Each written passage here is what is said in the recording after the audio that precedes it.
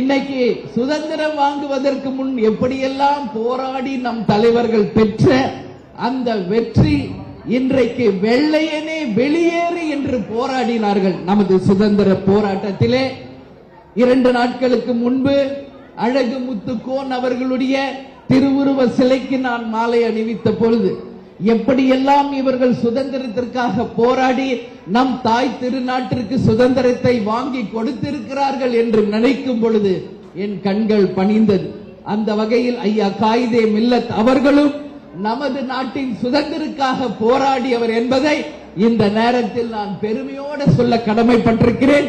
வெள்ளையனே வெளியேறு என்று போராடிய தலைவர்கள், ஆனால் இன்றைக்கு நம் நாடு கொள்ளையர்கள் வசம் போய்விட்டதே என்று நினைக்கும் பொழுது உண்மையிலே தலை வெற்றி நான் என் பதிவை நான் பதிய வைக்கிறேன். வெள்ளையர்களே வெளியேறு என்று சொல்லி சுதந்திர போராட்டத்தில் போராடிய தலைவர்களின் அத்தனை சுதந்திர போராட்டமும் இன்றைக்கு கொள்ளையர்கள் கையில் நாடு போய்விட்டதே என்பதை மன வருத்தத்தோடு நான் பதிய வைக்கிறேன்.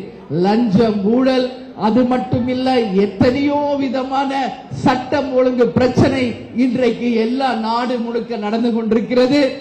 ஐயா காயிதே மில்லத் மாதிரி, ஐயா காமராஜர் மாதிரி ஒரு நல்ல தலைவர்களுக்காக நிச்சயமாக தமிழ்நாட்டில் ஒரு இடத்தை நீங்கள் உருவாக்க வேண்டும் மக்களே என்பதை இன்றைக்கு இந்த நல்ல நாளில் மக்களாகிய என் அன்பு சகோதர சகோதரிகளிடம் நான் வேண்டுகோளாக வைக்கிறேன். எனவே கண்ணியம், உறுதி, நம்பிக்கை, நாட்டுப்பற்று, மொழிப்பற்றுக்கு அடையாளமாக இருந்த ஐயா காயிதே மில்லத்தின் விருது கேப்டனுக்கு கிடைத்ததில் உண்மையில் நான் பெருமை அடைகிறேன். எல்லா புகழும் இன்னைக்கு நான் இங்க நிக்கிறேன்னா அதற்கு காரணம் கேப்டன். எனவே இந்த விருதை உங்கள் முன்னாடி கேப்டனுக்கே நான் சமர்ப்பிக்கிறேன். நம் கேப்டன் அவர்களுக்கே நான் சமர்ப்பிக்கிறேன். எல்லா புகழும் கேப்டனுக்கே என்று சொல்லி, இயன்றதை செய்வோம், இல்லாதவர்க்கே தமிழன் என்று சொல்லடா, தலை நிமிர்ந்து நில்லடா என்று கூறி இந்த விழாவில் பங்கேற்க என்னை அழைத்த அனைவருக்கும் நன்றி கூறி உங்களிடம் இருந்து விடைபெறுகிறேன். நன்றி, வணக்கம்.